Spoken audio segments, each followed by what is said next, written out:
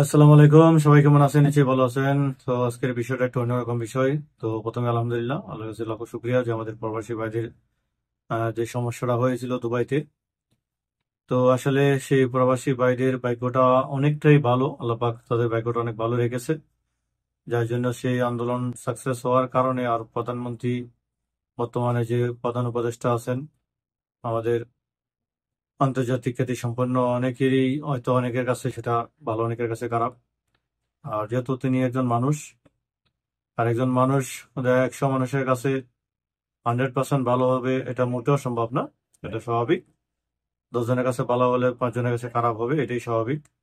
তো আমাদের প্রবাসীদের পক্ষ থেকে আমরা যতটুকু জানি, মানে আমরা যে যারা নির্দলীয়, মানে বলতে গেলে কোনো একেবারেই যে অন্ধের মতো বিশ্বাস কোনো দল করে, শুধু তারাই ওনাকে খারাপ বা গালি দিবে বা কিছু বলবে। কিন্তু আমরা যারা সাধারণ প্রবাসী আছি, কোনো দল বল নির্বিশেষে, তাহলে অবশ্যই আমরা বলবো যে উনি অবশ্যই আমাদের প্রবাসীদের জন্য খুবই মানে বলতে গেলে অনেক ভালো একটি কারণ হচ্ছে না। হয়তো দুবাইতে যে আন্দোলনের কারণে যে লোকগুলা গ্রেপ্তার হয়েছিল এবং তাদেরকে যে বিভিন্ন ধরনের সাজা দেওয়া হয়েছিল, 2-3 জনকে যাবজ্জীবন, বাকিগুলো 10 বছর 15 বছরের কারাদণ্ড।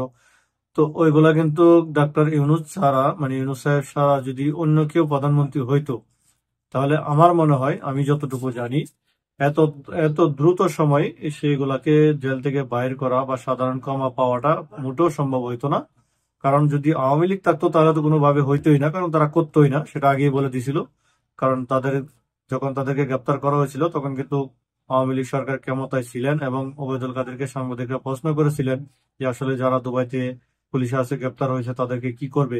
তখন তিনি কিন্তু বলছিলেন যে সেখানে তাদের কোনো কিছু করার নেই, কারণ তারা সে দেশে যে যারা আছে তারা সেই দেশের আইন মানে নাই, এই জন্য তাদেরকে গ্রেপ্তার করা হয়েছে, সেখানে তাদের কিছু করার নেই। তাতে বোঝাই গেছিল যদি যদি আল্লাহ না করে কেমন না হইতো, তাদের সেই ক্ষমতা না হারাইতো, তাহলে আজকে এই প্রবাসীদের কি একটা অবস্থা হইতো বুঝতেই তো পারছেন।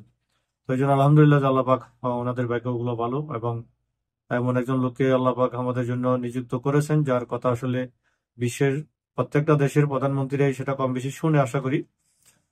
তো সর্বশেষ যে কথাটা বলবো সেটা হলো যে অবশ্যই আমরা যে যে দেশে আছি, বিভিন্ন আরব দেশে বা অন্যান্য দেশে, তো প্রত্যেকেই চেষ্টা করব সে দেশের আইন মেনে চলার জন্য। কারণ আসলে একটা বিপদে পড়লে হয়তো আজকে আমাদের দেশের প্রধানমন্ত্রী পরিবর্তন হয়েছে এবং নতুন একজন যিনি আসছে তিনি ইন্টারন্যাশনাল একজন লোক, সবাই সব দেশের প্রধানমন্ত্রীরা তাকে চিনেন, সেই জন্য হয়তো তাদের আজকে এই হেল্পটা করতে পারছেন। কিন্তু সাধারণ একজন লোক যদি হইতো তাহলে অবশ্যই হেল্পটা করতে পারতো না। তো সেটা মাথায় রেখে আমাদেরকে আসলে বিদেশি বাড়িতে চলতে হবে। দেশে অনেক কিছু হবে, তো তার সাথে তাল মিলিয়ে আমাদের এরকম ভাবে কিছু করতে হবে যেন আমরা যে দেশে আছি সেই দেশের কোনো ধরনের আইনের পেছনে না পড়তে হয়, জেল জরিমানা না হয়, সেটা অবশ্যই আমাদের মাথায় রাখতে হবে এবং সেটা মাথায় রেখে আমাদেরকে কাজ করতে হবে। তো সর্বশেষ আমরা অবশ্যই আমাদের সকল প্রবাসীদের পক্ষ থেকে আমাদের সেই প্রধান উপদেষ্টা মহোদয়কে অবশ্যই ধন্যবাদ জানাবো এবং তার জন্য দোয়া করবো ইনশাল্লাহ। বাকি জীবন যতদিন আছেন আমাদের জন্য যেন উনি ভালো কিছু করতে পারেন। তো ইতিমধ্যে অবশ্যই আমাদের জন্য ভালো কিছু করতেছেন, আশা করি আরো করবেন। তো এটাই সবার জন্য, সবার কাছে অনুরোধ থাকবে, সবাই ওনার জন্য দোয়া করবেন। আর সবাই ওনাকে ভালো পাবে বা সবাই ভালো বলবে এটা স্বাভাবিক, এটা অবশ্যই বলবে না। সবাই জাজির মত, জাজির ইচ্ছে, কেউ ভালো বলবে কেউ খারাপ বলবে। এবং আমার এই ভিডিও দেখার পরেও আবার অনেকে দেখবেন অনেক ধরনের কমেন্ট করবে যে ওনাকে বলেনি মুখটা করে দিতে, মুখটা করে দিতে, মুখ কথা বলবে, আসলেই বলবে, কারণ সেটা স্বাভাবিক। যারা নির্দিষ্ট একটা দলকে মানে প্রাধান্য দেয়, ওনার কাছে কিন্তু সেই দলটা ছাড়া অন্য কেউ যত ভালোই করুক তার কাছে সেটা ভালো লাগবে না। এটাও স্বাভাবিক, এটা একেবারেই স্বাভাবিক, এটা কোনো আসলে মাইন্ড করার কিছু নাই।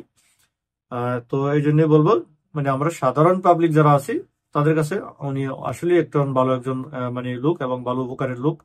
তো সেই জন্যই সবাই ভালো থাকবেন, দোয়া করবেন ইনশাল্লাহ। এবং যারা যে দেশে আছেন অবশ্যই সেই দেশের আইনটা মেনে চলার জন্য চেষ্টা করবেন। তবে একটু নিউজটা একটু দেখে যান যে আসলে উনি কি করেছেন বা সাংবাদিকরা কি বলতেছেন আসলে। দণ্ড দিয়েছিল এবং সেখানে আমাদের প্রধান উপদেষ্টার ব্যক্তিগত উদ্যোগে ওখানকার আমিরের সঙ্গে যোগাযোগের মাধ্যমে আপনাদের আজকে এই সুখবর প্রধান উপদেষ্টা আমাদেরকে বললেন যে তাদের সবাইকে মাফ করে দেওয়া হয়েছে। ভালো খবর, এটা অত্যন্ত আনন্দের খবর। এবং এটা মানে এবং আমি মনে করি এটা ইউনূস ভাইয়ের মতন আমাদের একজন নেতা না হলে এইভাবে আন্তর্জাতিকভাবে মানে এই জিনিসটা আসতো না। সো আমরা খুবই খুশি। আর আজকের আলোচনার ব্যাপারে